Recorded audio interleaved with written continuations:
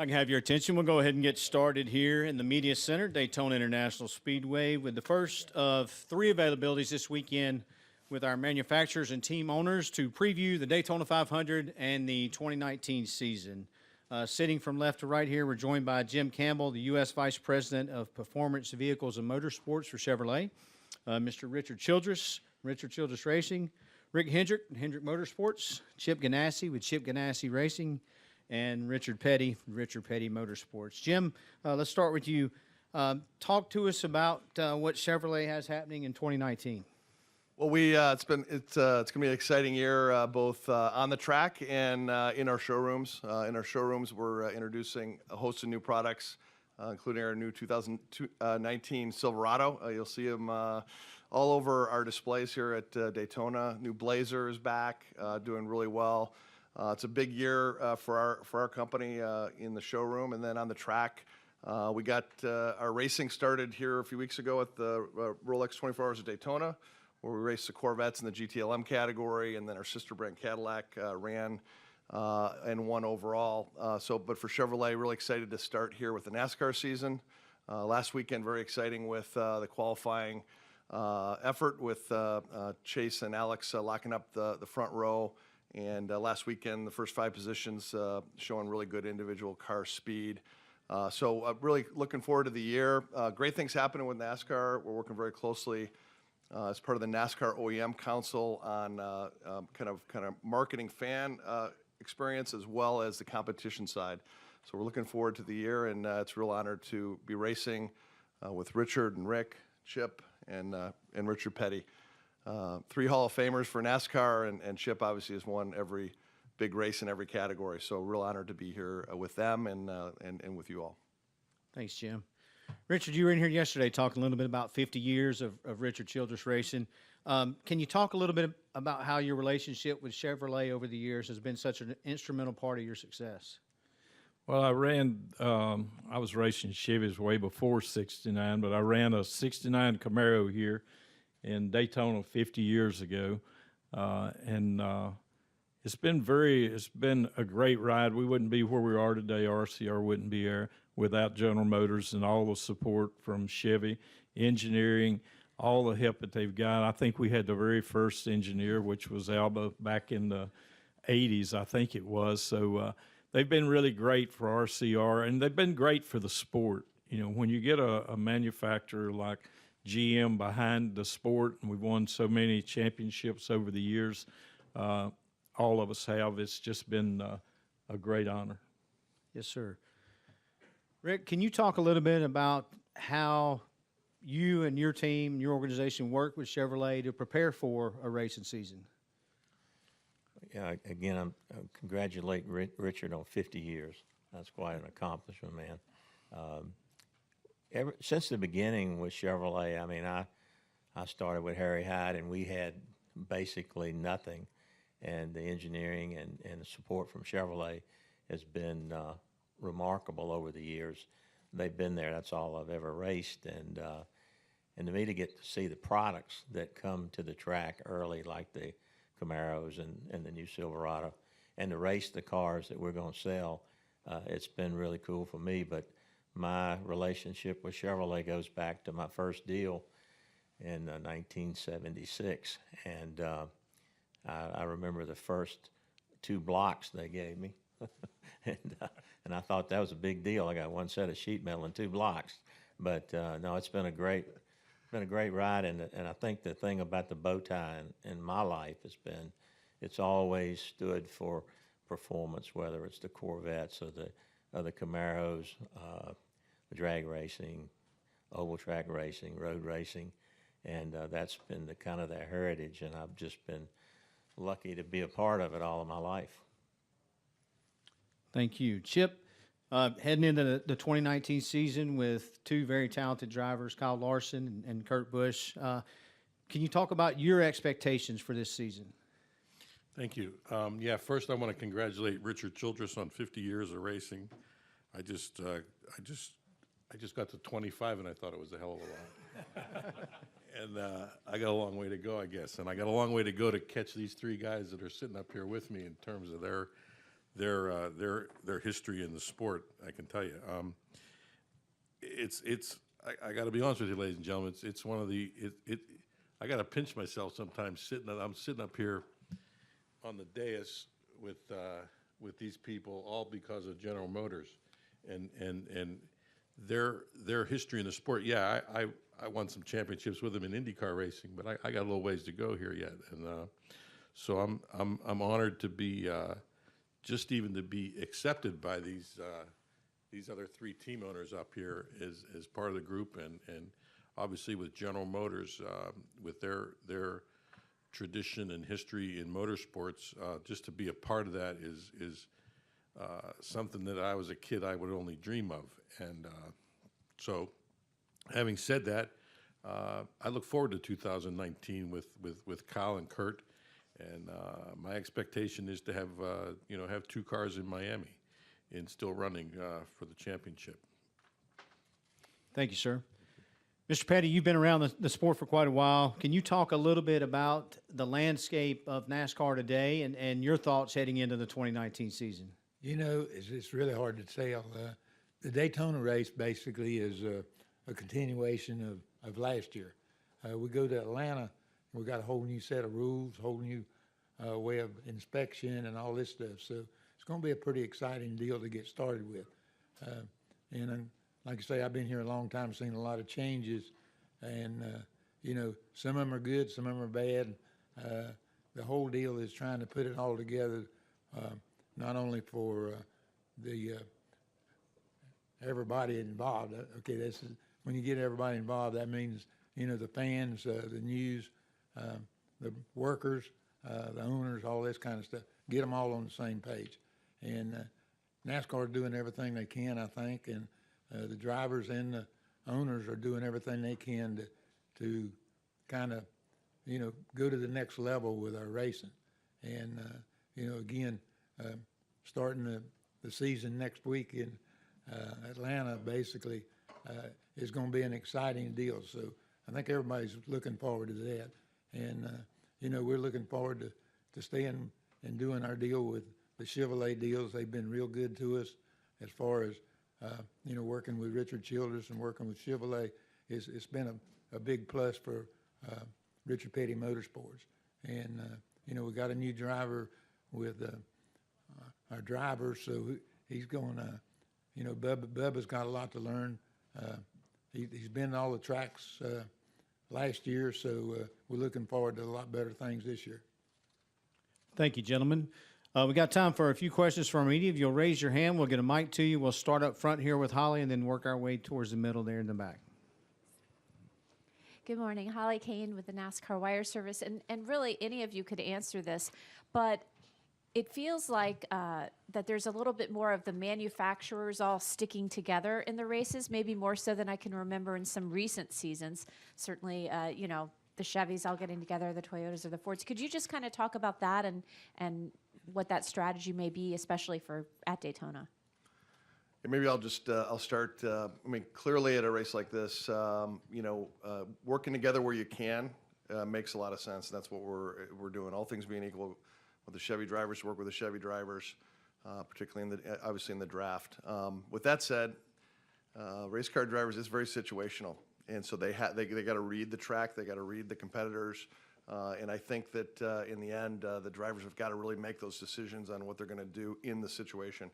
I got all these folks have driven race cars and they manage, you know, successful teams, and we have to do both. We have to be working together when it makes sense, and then we also have to recognize it's situational for the drivers. One thing I think, you know, last weekend, last night, number of cars on the track, we never really got a lower line going.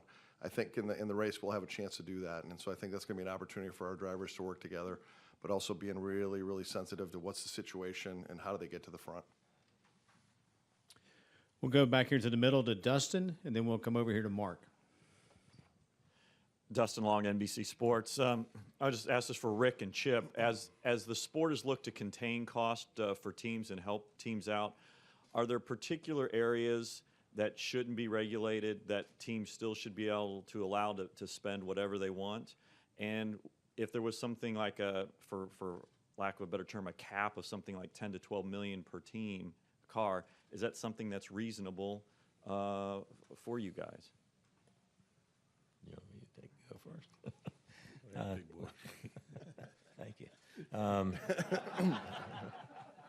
Well, you know, I think racers they're going to spend whatever they got to spend to get the job done. And I think NASCAR has done a good job of trying to hold costs down.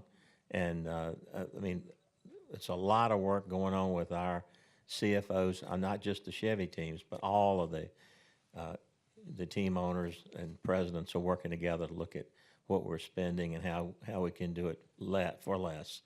And I think in the future you're going to see other things happen with the cars and engine packages that's going to reduce the cost. And so NASCAR is really on it. And when you look at it, we talk about a spending cap.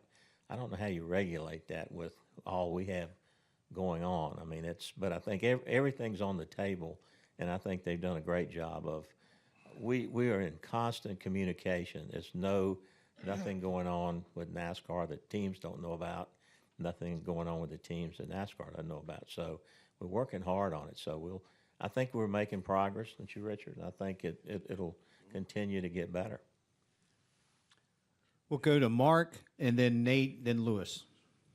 Mark Garrow, PR, and this is for all the car owners there at the table. NASCAR's rule now that, you know, if you're caught with something after the race, number one, it's going to be good that we know exactly who the winner is Sunday and not have something pop up on a Tuesday or Wednesday. But how do you deal with that, and do you agree with, you know, this now very clear-cut line, if you're caught with something after the race, there's no such thing as an encumbered win or any foolishness like that? You know, I think it's good. I think what they're doing, if they'll stick to it, it's going to be better for all of us. You know, racers are competitive, and they're going to do everything they can to get the advantage. But if you know going in that you're going to get your hands slapped if you win the race, you're going to be a little more careful how you do it. We got hit on the first round. We lost we lost the car chief, and the 13 lost one. So we had a meeting after that, and I got everybody's attention, I hope.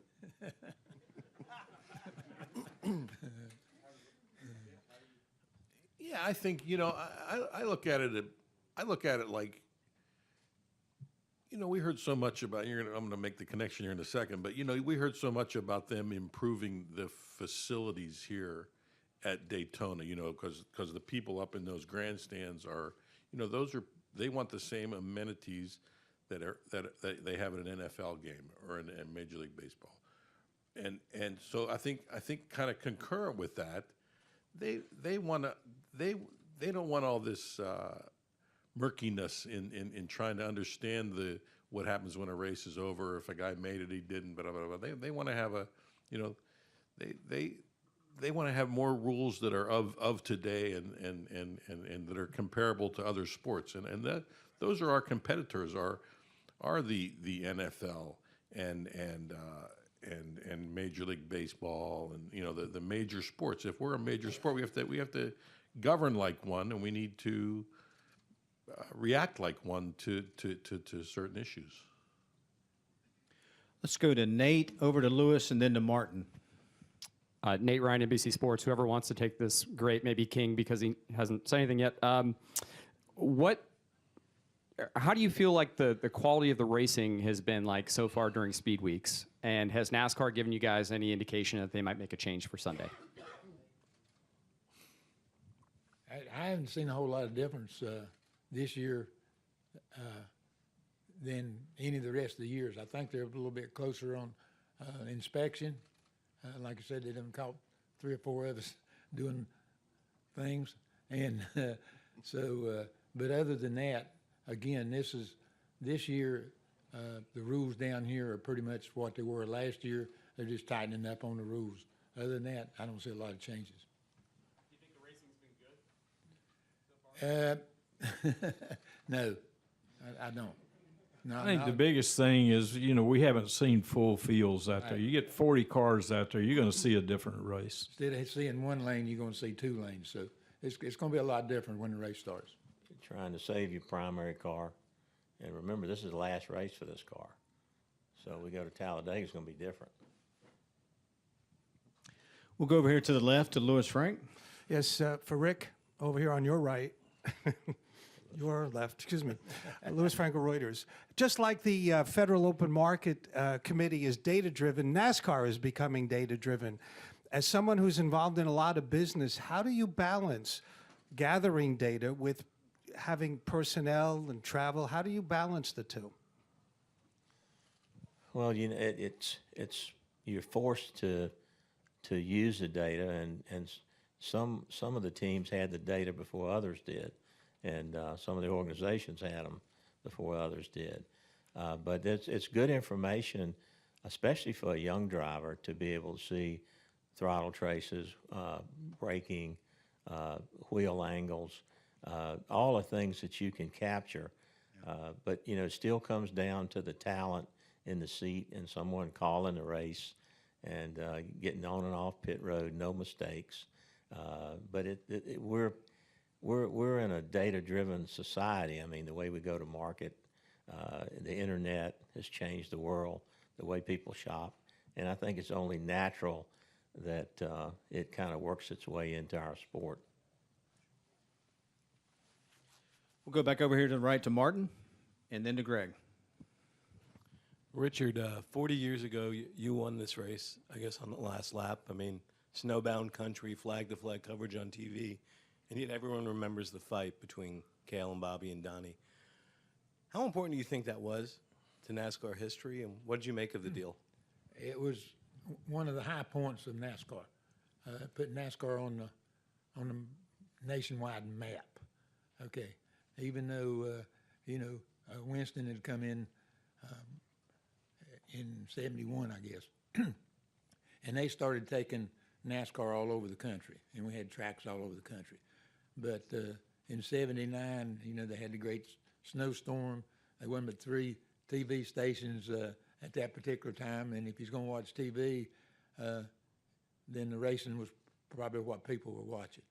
And then, the people that heard about racing and stuff, they knew it was like a Southern sport deal. You come down to the last lap, and you see the rednecks come out in the racing part of it. So I think that was it probably could not have played. It was a perfect storm the way it wound up with the weather, the way the race ended, and then I think that was my 6th win. So you know what I mean. And so one of their heroes won. I hope there was heroes anyway. But so you had everything that you could put into a program. You had it that day. So I think being flag to flag, green flag and stuff, it couldn't have been a better footstep for NASCAR at that particular time. We'll go to Greg Engel and then finish up with Al Pierce. Hi guys. Greg Engel, Auto Week. I have one for Jim and then a quick follow-up from Mr. Hendrick. The automotive market obviously shifted to SUVs. We're going away from sedans. How hard is it to keep motorsports relevant in the marketplace to help sell these vehicles? Because ultimately that's what you want to do. As the challenge goes, as we're shifting to SUVs, how hard is it to keep motorsports relevant? Well, for us as a company, literally over 100 years old, motorsports has been part of what we've done. Louis Chevrolet, the co-founder of Chevrolet, him and his brothers raced at Indy, and that began kind of this tradition of performance and racing. And all the changes in the auto industry, racing has been a constant for our company in one form or another. So I expect that we will find a way to continue to make it relevant. I mean, for sure, propulsion technologies, the lessons you learn on aerodynamics, downforce, drag, all of the ways we prepare our cars are relevant for what we do for our showroom vehicles. And Camaro, we've got Camaro. We're still selling the Camaro in the showrooms. selling the Camaro Z01 in the showroom, racing on the track, the SS in the showroom, racing on the track in Xfinity, and so on. So, and we race. I mentioned we were here for the Rolex Corvette. We sell it in the showroom, and we're racing on the track. So, I think it's really going to be what we've done over the past 100 years. We got to continue to adapt and continue to link what we're doing in the showroom with what we're doing on the track, both from a vehicle, but also from a technology and propulsion technologies and the way we prepare both sides of our business, racing and the production side. So we love racing. We've got great alignment in our company around it. And we've got great partners, as demonstrated here today, as well as drivers. Thank you. Mr. Hendrick, from the dealership side of it, obviously you deal with more than just Chevrolet, so you can kind of get the bigger picture.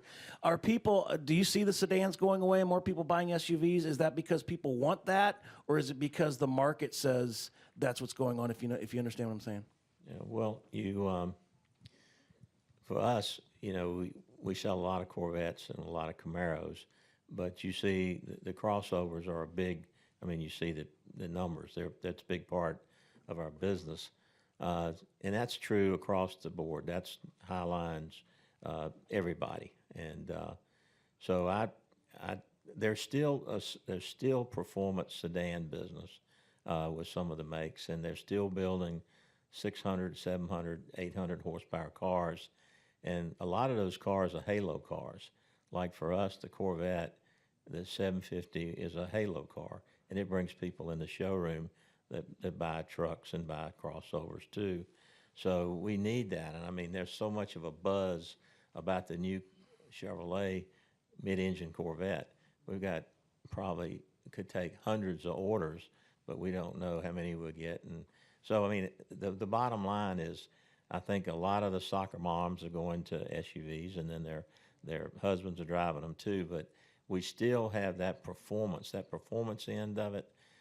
When you see all these pickup trucks that come to the race or SUVs, they're either Chevrolet fans, Ford fans, Toyota fans, and the manufacturers see that. Just one quick follow-up. Last year, our company sold, first company to sell, kind of over 1 million crossovers, either small crossovers or mid crossovers or SUVs. And so we're definitely investing in that, but we still have, core, I'll call them passenger car, sports car models that are in our lineup. But it's exciting. We've got to do both. You got to transition. And the buyers are really, looking for, a little bit more functionality but great fuel economy as well. So we're able to do that both on the car side in a targeted way, but also on the crossover, small and mid crossovers and SUVs. Yep. Well, final question from Al Pierce. Yeah, Al Pierce from AutoWeek. Richard, for you, you have admitted openly, as you should have, that you lucked into the 79 win. All right? Have you ever sat down and thought, okay, that makes up for enlisted 5 or 6 that you'd lost like that, and it kind of evens out a little bit? Yeah, it all evens out. We're fortunate enough to win 7 of these, and probably 4 of them we probably should have won. Circumstances probably cost me 3 or 4 races, but then circumstances gave me 3 or 4 races. So in the long haul, it kind of evened itself out. So you lose one, you come back next week and say, okay, I'm not going to make that one up, but we're going to win this one. And so far, it's worked out pretty good for us. Before we finish up, Jim? Yeah, I just, first of all, thanks for having us here and talking Chevy and NASCAR racing. I want to introduce a few of the folks that run our programs. Mark Kent's over here.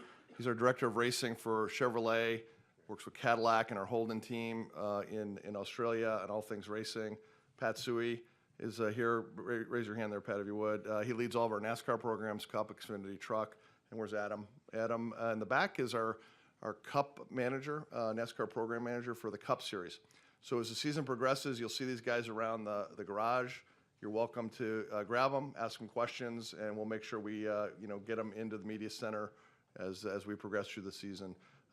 And Adam's newer to our team. This is his 2nd season, and so it's great to have him on here. He comes with a aero background, which is great.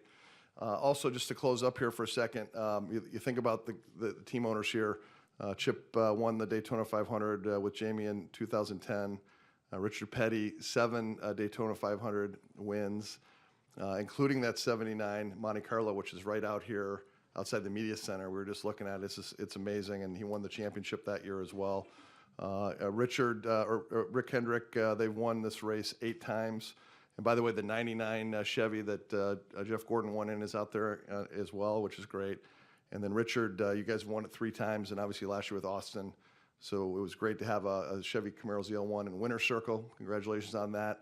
You guys are defending champions, and we're looking forward. As obviously recognizing a great history, but what I love about these team owners, they recognize the history, but they are immediately focused on the future. What are we going to do next to win? And that's what I love about racing with these guys. It's great to be with you, and we'll see you on the track. Gentlemen, thank you for joining us. Good luck in the Daytona 500. If I can have your attention, we're going to go ahead and continue here in the Media Center with the second of our 3 availabilities this weekend, where our manufacturers and team owners will preview the Daytona 500 and the 2019 season.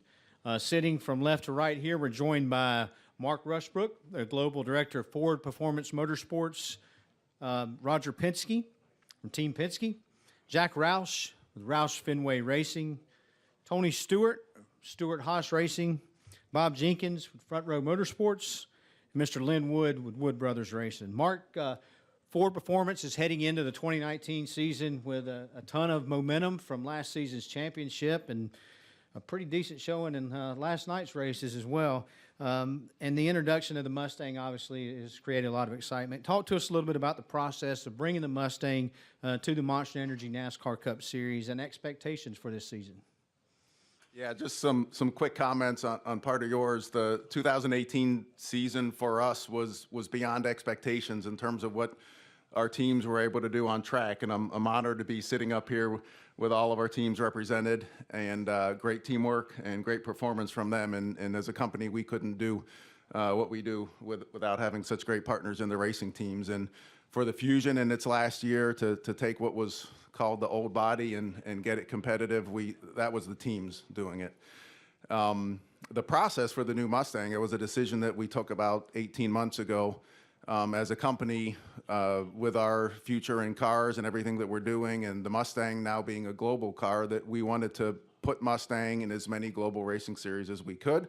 And given the opportunity with the NASCAR rules to now allow coupes, we started work on the Mustang, and a lot of great work from inside the company with our aerodynamic tools and with our design studio, but also strong input from all of our racing teams, because they race the cars every weekend and know exactly what they need. So with input and weekly meetings and a lot of CFD and scale tunnel and full scale tunnel, we were able to get the car submitted and approved in the middle of the year last year, and now we've been working hard ever since then to make sure that as we start the 2019 season, we have the strongest Mustang as possible.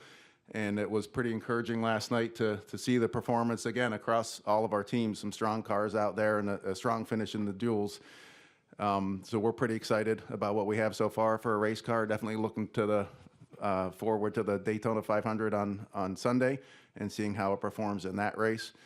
But just excited to have Mustang in the track. Also working with Roger and his team in Australia. We've got a new Mustang coming over there as well in, I think, 2 weeks in Adelaide. Just excited to see the Mustang and competitive on track in so many different parts of the world. Thank you, Mark.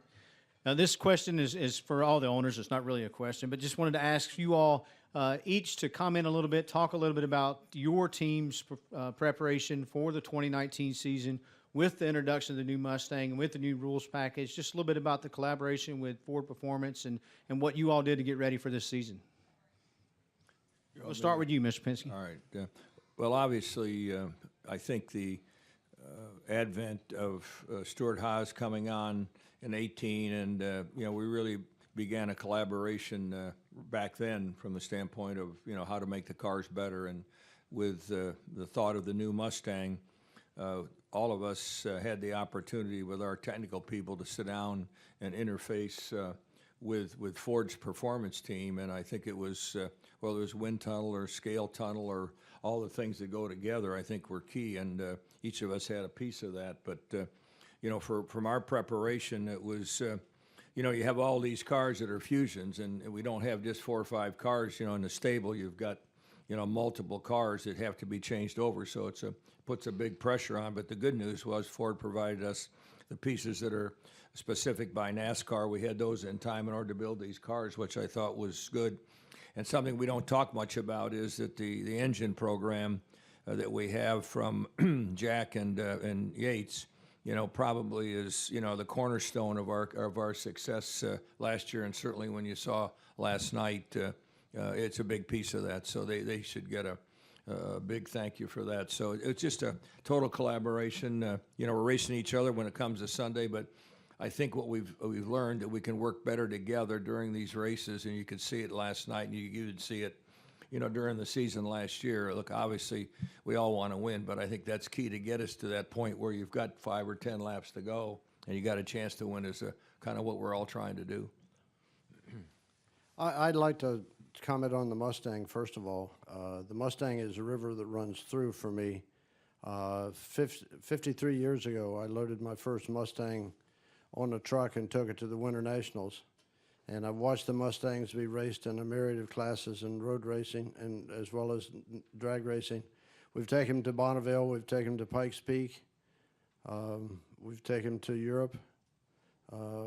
Mustang is, to find it taking its rightful place at the top of the stock car arena with NASCAR is been something that I've watched come over a period of time that I'm very proud of being a stable with for all those years. The toolbox that Mark Rushbrook and all the engineering staff in Dearborn and the engineering staff in Charlotte have is never had more tools in it, and the fact that we've been able to at least for the first couple of races here indicate that we're competitive with the Mustang right out of the box indicates that the work that's been done with CFD and simulation and simulator and all the tools in the toolbox has been effectively applied, and I think it bodes well for the result that we're going to have as we look at the prospect of going to the different racetracks with the different air packages and the different engine packages this year. There's a lot of balls in the air, but I'm confident in Mark and all of his contemporaries and all of my friends and partners to be able to meet those challenges. Yeah, what they said. What else am I going to say that you two didn't say already? And they're both right.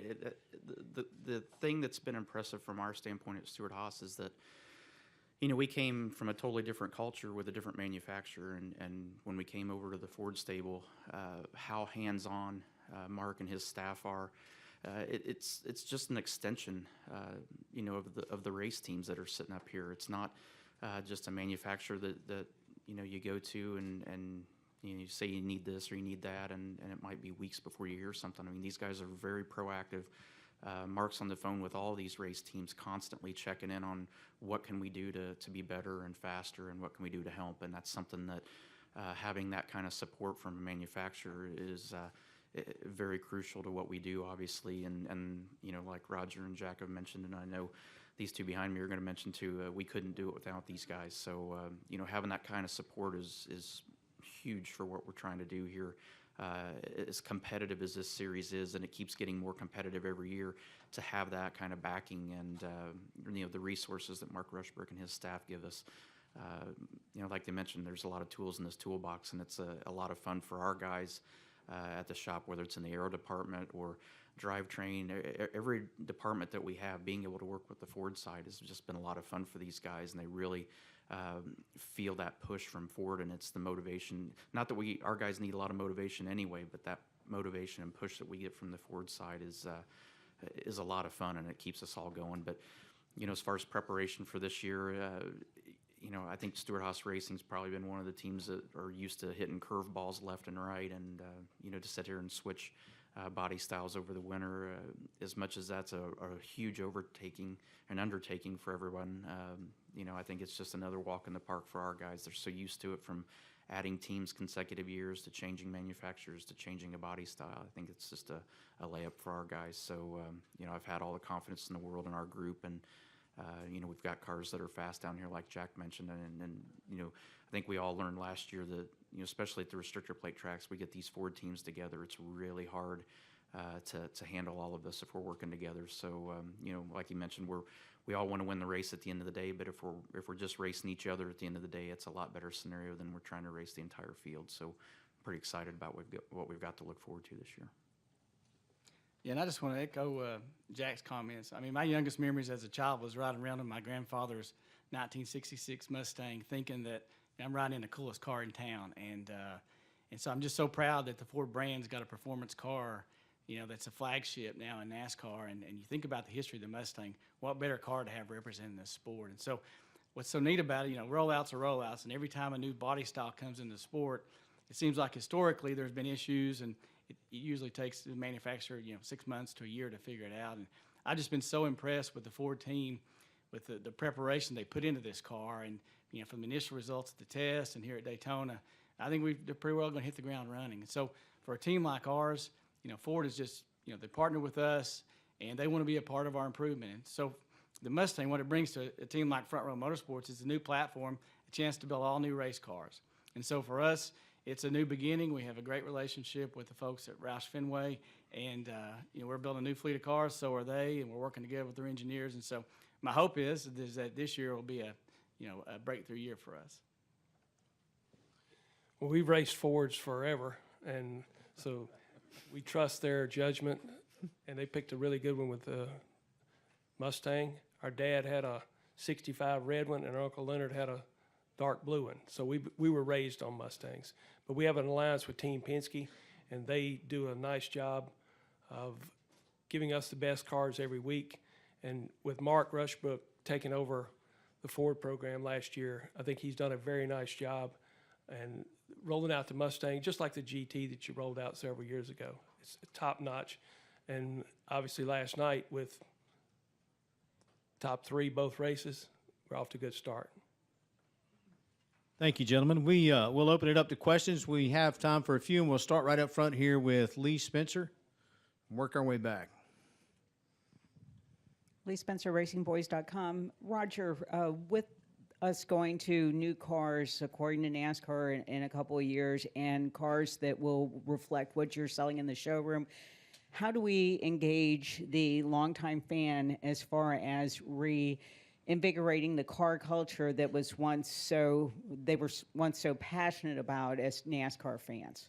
Well, I think it's got to be relevancy to what we're selling in the showrooms. There's no question. And I think that's, you know, part of the agenda that NASCAR has, is to try to connect better with the fans, you know, with these cars. And I think at the same time, as we look at the technology that's out there, things that we're looking at on the highway, we got to connect, you know, in the race cars. So I think I don't have a lot of information today on the Gen 7. I know there's lots of discussions going on, and the good news is that NASCAR is certainly connecting with the teams, not just the Ford teams, but everyone.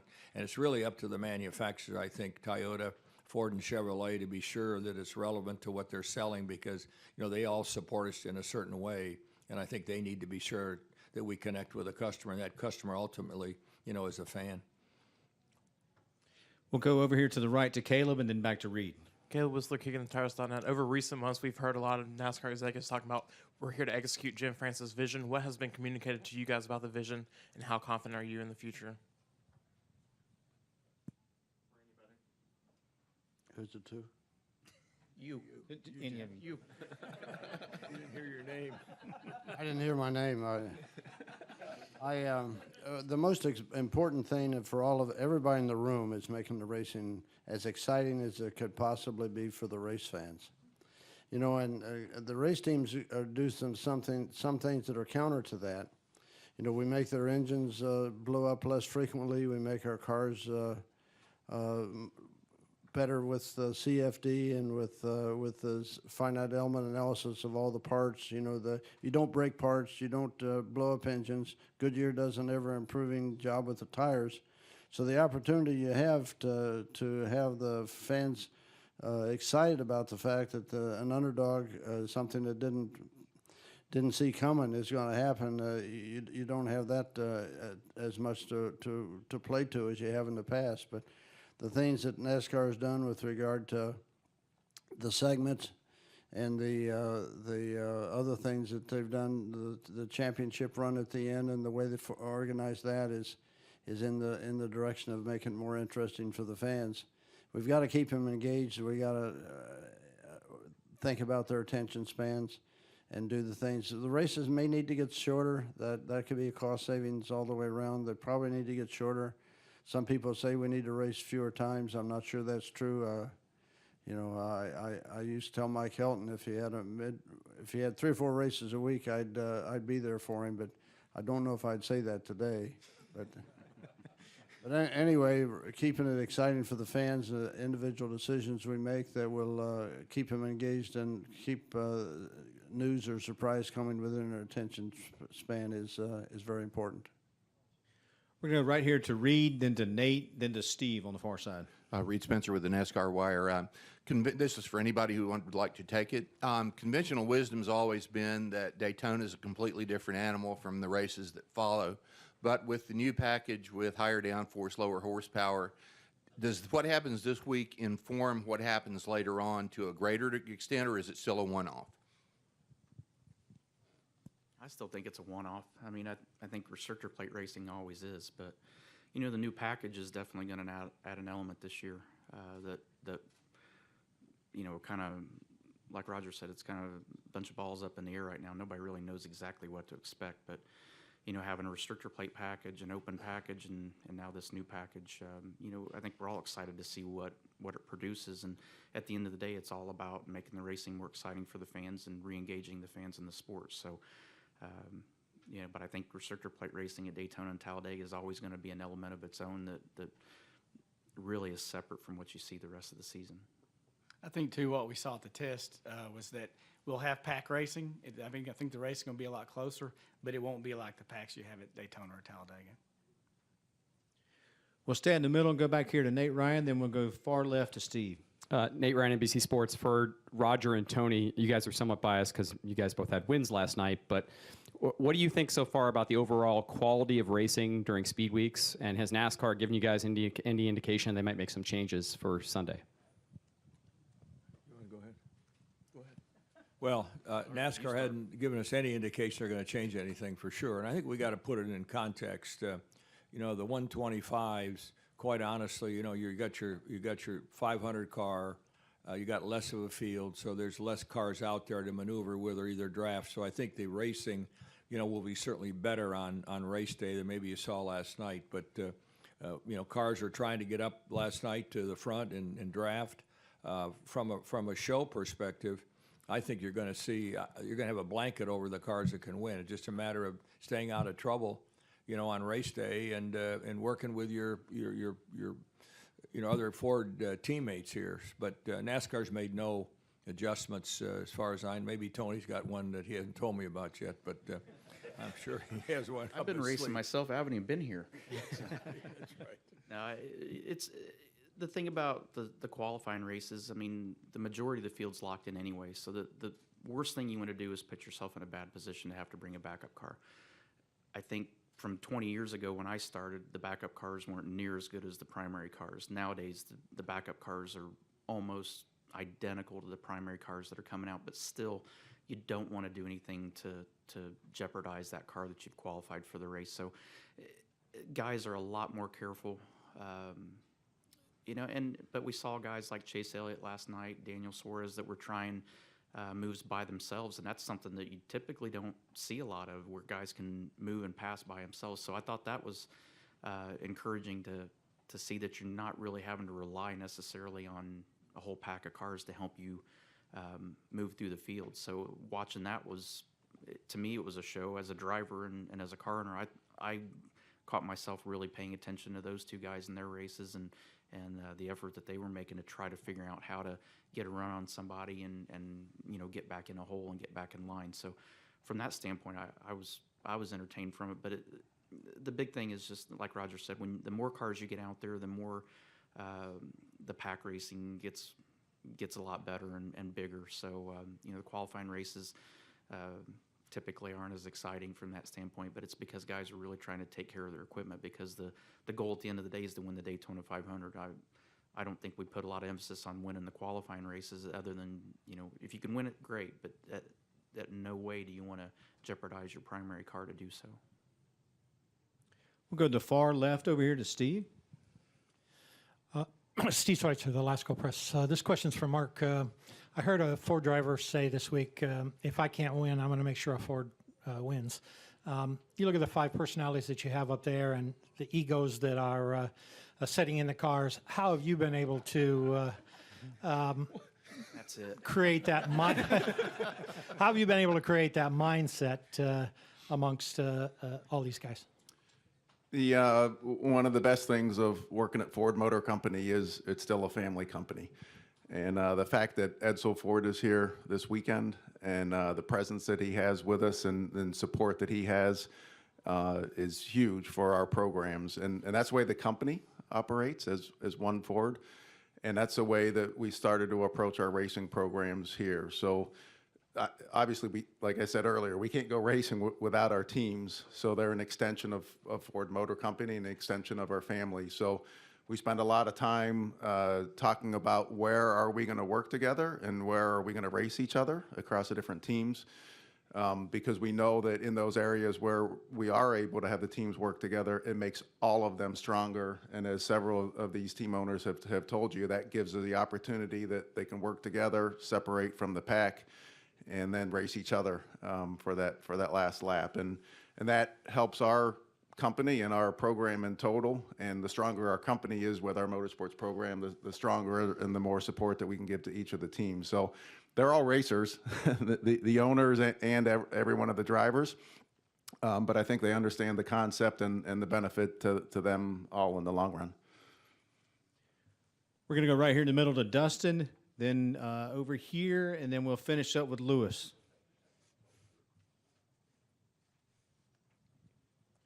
Dustin Long, NBC Sports. For Roger and Jack, as the sport looks to contain cost, are there certain things that shouldn't be contained for teams that you should still be able to have your ability to have your ingenuity as you look forward to the future? And could you survive on a budget of, say, 10 to 12 million per car, per team, if it came to something like that at some sort of cap? I don't think that necessarily a cap is, you'll spend more time trying to manage it and regulate it than you will looking at other. I think there's common parts across the car which can be supplied by a manufacturer, multiple manufacturers, assuming they're the same, which can take some costs out. I think that's something that NASCAR is looking at today, and the OEMs are, because we don't need to escalate it. What we need to do is have it be reasonable. I'm not sure what that cost is, but there's a lot of things we can do if you want to, and to me, those are things that we need to look as an industry, and I'm meaning the OEMs, the teams, and the drivers have got to buy into this thing too from a safety perspective, but I don't think that I'm looking at, what's the cost going to be? And, there's always going to be costs associated. And with the technology that runs through the garage area, we can have a set of rules, and it won't take long. It'll be the next week that people have an idea how to make it better. And that's really all we want to be able to do. And what that is, I don't know today. The fewer systems in the car that we compete on from an engineering and a development point of view, the lower the cost will be. We went through a bevy of changes in the front snout last year, and the relative stiffness and the relative weakness in the chassis became something that we had to do development on, and that required more engineers and more application of fabricator time and things to try to make sure you weren't missing something that Tony had found or that Roger had found or that the Chevrolet guys had found or that the Toyota guys had found. The fewer those things we have to be guarded engineering development with, the lower the cost will be. And I think with Gen 7, it's not clear.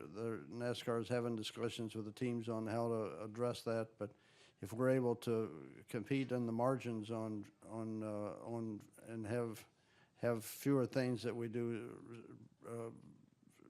clean page and blank page engineering on, the lower our costs will be, and that's where we're all trying to get. Yeah, I think we're really talking about Gen 7 for NASCAR. it's just not the car or the engine. I think it's the show, it's the length of the races, it's the where we're going to run, how we're going to run at night, or we're going to run more short tracks. So let's just call it Gen 7 for NASCAR, not just the car. That's what I'd say. We'll go right back here. Steve Wilson, SpeedwayDigest.com. This one's for Lynn. You've been down here with the Wood Brothers ever since the beginning of the Daytona 500, winning with Pearson and Bain multiple times. Is the prestige of the Daytona 500 win as great today as it was years ago when, say, Pearson went to victory lane? Yes. Our dad and uncles won the first race for Ford, first Daytona 500 race for Ford in '63. And they were over the moon, about winning that race. As it went on, we won with Pearson, we won with Cale, A.J. Foyt, and David Pearson. When we won with Trevor Bain, it was almost like it was more Eddie and myself. It was our team then versus Daddy and his brothers earlier on. But my dad, his last time in Victory Circle was here in 2011. He wasn't with us at Pocono with Blaney. But to see his smile and my mom's smile, I mean, it's pretty big.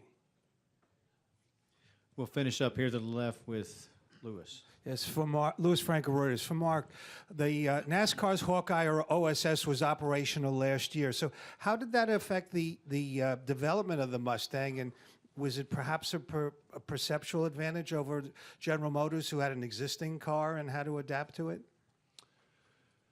Yeah, as the rules adjust, we have to adjust. So we have to optimize our cars and our teams and our execution to that. So as we were designing the new Mustang, it gave us the opportunity to try to optimize for that. But the rules also changed at the same time, right? Our car was approved in the July time frame, and we didn't know the 2019 rules until well after that. So there's always things changing in the sport, and that's good, right? It keeps it healthy and exciting, and all those changes made for the right thing. But that's part of what the teams do, and what we do as an OEM is we adjust to those changes and go race. Gentlemen, thank you for joining us today, and good luck in the Daytona 500. Thank you. Thank you.